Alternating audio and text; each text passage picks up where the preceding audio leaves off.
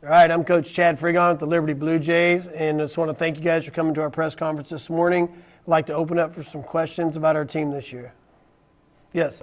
After competing in the Jamboree at Raytown, what were you able to take away after playing talented teams like Blue Springs and Lee Summit West? You know, we looked at that Jamboree was one that came open because Columbia had we had two Columbia schools in our previous, and Liberty North in our previous Jamboree, and that kind of dissolved when they went to a new school in Columbia and formed their own Jamboree. And we looked at some Jamborees that were available for us. We really liked that one because one, Blue Springs won state last year, and a very good team in 6A, obviously, and then in 5A, Lee Summit West has put together some great seasons. They're one of the top teams in 5A this year going in, so we knew that. And then with Raytown South, very athletic team, and I know they're ranked in top 10 in preseason in 4A, so it was one that we knew we'd go in there and be able to get a good gauge about where we were at and find some things that we could work on. Coming away with it, we were really pleased with how hard and physical our kids played, and we're really working on some of the breakdowns that we saw. We had some breakdowns in our pass protection and a couple things on coverages that hurt us against Blue Springs that we're working to correct. But all in all, pleased with how physical we were and how we ran the football against those teams.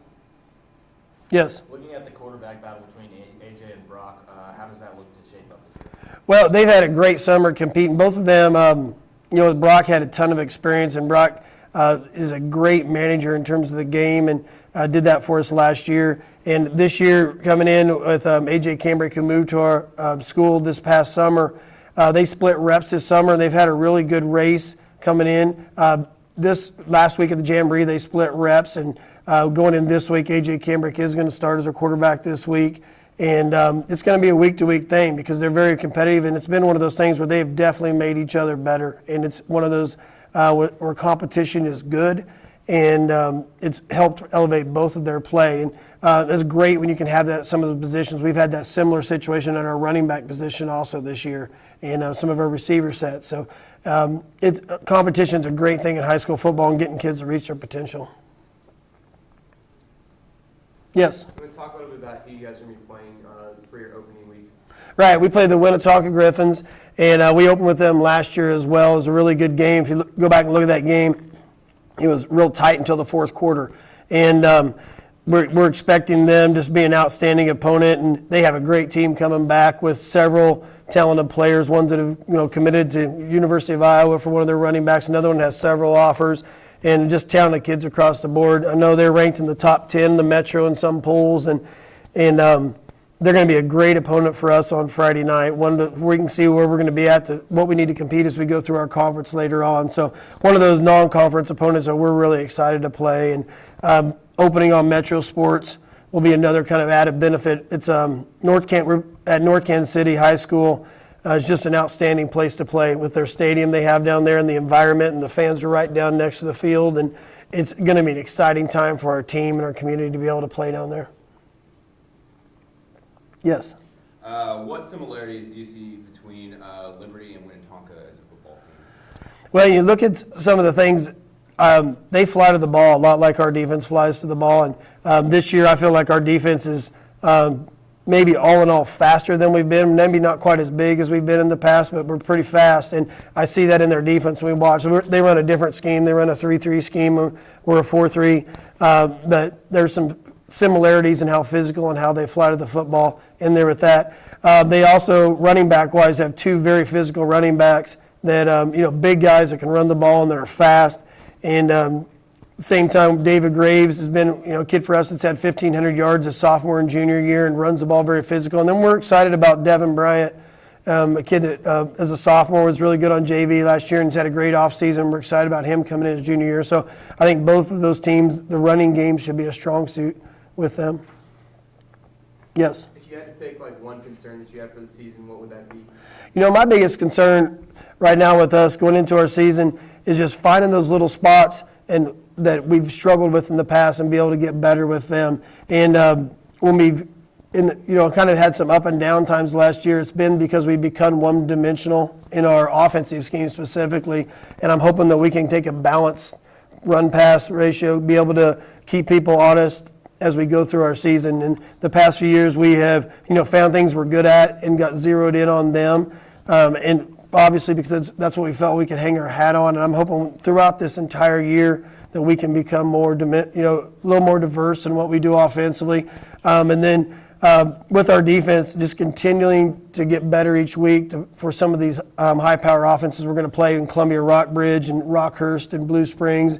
Ray Peck has several players. And then, just opening with a team like Tonka that has, so many weapons they can hurt you with. Our defense is going to have to continually get better each week. Yes? Any other significant standout players for the Blue Jays this year in 2013? Well, I think when you look at the strength of our team, it's going to come back. We have 5 linemen back. One of them, last year, Ben Laughlin, started our first 5 or 6 games and hurt his knee, and then that allowed Tyler Stiff to move over from defense and get some starts on offense. And really, our offensive line is back, and that's been a significant thing. We're going to hang our hat on the experience that they have and the amount of games they've started. Jacob Francis going on his 4th year as a starter. Kean Broughton as a junior going on his 3rd year as a starter.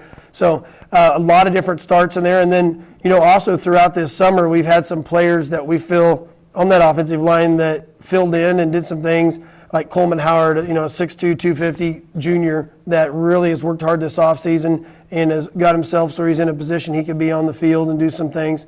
On the defensive side of the ball, obviously Devin Houston's back as our, he's the player of the year in our conference last year, and he does a great job of leading our defense. And then looking at some talented players like Tyler Baker, who played both ways last year. We have him just playing defense. He's done a great job with this on the defensive line. Aaron Kelly's a kid that's going to be a junior this year that played some as a sophomore that we're really excited about. He's a 6'4", 220-pound kid that runs really well, and we're excited about him going into this season as well. Secondary-wise, Jacob Zimmerman's back with a ton of starts. He calls our secondary coverages. Him and Alex Jimenez are our safeties, and we feel really good about where they're at and the experience that they bring.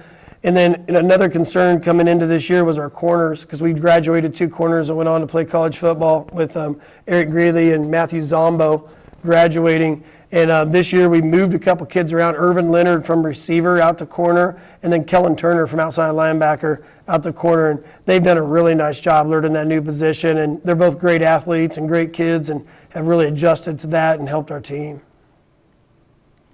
Yes? With Brock's recent injury, is that going to affect you guys in upcoming practices and games? Yes, Brock is battling an injury right now. And we don't expect it to be that long, but yeah, it's going to affect us. There's some things we've had to, move one of our other quarterbacks at kind of split time between linebacker and quarterback is going to see more quarterback time this week. And as far as our preparation goes, the good thing is we don't expect it to be extended that long, and something he can bounce back quick from. But yeah, it's going to change our preparation a little bit this week with that such a sudden injury with that.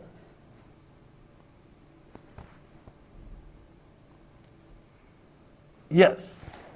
With that addition of AJ to the offense and the experience with Brock starting last year, would you say that this year's offense is more of a balance between passing and running as compared to last year? Yes, we're hoping that it is so. And going into the season, we know that that's what we need to do to be successful. And that's one of our goals as a staff is to find ways that we can move the ball other than just pound it with our offensive line and physical running backs. And not only just be able to do that, but be able to do it against the type of opponents that we play each week. And that's been an emphasis with us. We had a good year summer-wise of 7-on-7 in preparation and some team camps that we attended where we worked a lot of those things specifically. And we really won't know until we get into the games. But that is our plan, is that we're hoping that just as a team that we're able to spread the ball out a little bit more and keep defenses a little more spread and a little more honest than they were toward the end of our season last year. Yes. Can you guys tell us a little bit about the new uniforms? Yeah, we did do some changes a little bit. One with our helmet, you can see here. Last year, the kids came to us and showed us some different styles that they liked, and we went through a company, Healy Awards, and that went through and designed a couple things for us, and we came up with the look that we have here, and our kids really like it, and it's been exciting. During the summer, our kids fundraised throughout there, and we got a silver uniform that has some wings that incorporate in that. They'll wear. It's able to be worn on the road or at home, depending on the opponent. And that's something they're excited about as well. So just it's one of those things that our kids worked hard to get themselves, and we're excited they were able to do it, and they're having some fun with it. And so It's been a neat thing. We've got a lot of good positive feedback from it. Ben Laughlin and Matthew Zombo wore these helmets in the All-Star game this summer and received some press because they do look different. They're a little unique, and I'm hoping it's something that Liberty can build an identity on as we move forward with our school. Yes? Any bold predictions for the season? Bold predictions. I'm excited about this season just because of the amount of leadership and experience we have coming back. Whereas I have felt since we split schools 3 years ago that when we split our student population, that it took some time now to get that where we're starting a lot of sophomores, some freshmen even, and people that normally we wouldn't have done. And took a little lumps as we did that. And now that we're getting back to the time where that's been 4 years ago, we're getting back to where we have some solid classes that, not solid in terms of players, but in terms of numbers. We're back where we need to be. And I'm hoping that we can now build on that experience that we gained by playing those kids early with our schedule and kind of the lumps they've taken those first few years. And hope we can come back from that and get there. Last year we finished 6-5. And went to the second round of the playoffs. Looking at our losses, we lost to Rockhurst and Rockbridge, who were both very good teams, then Blue Springs twice. And we know that those teams are on our schedule again, and we know how tough they're going to be, and we just have to keep improving each week as we get ready to face those teams. Yes? Are there any other key injuries that are going to affect you this season? Right now we're injury-free, other than Brock, but we've been through this summer with a few minor dings and things like that.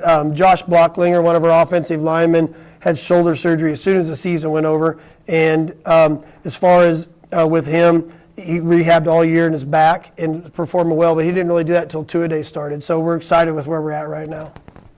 All right, I want to thank you all for coming out, and I look forward to talking to you again next week. Thank you.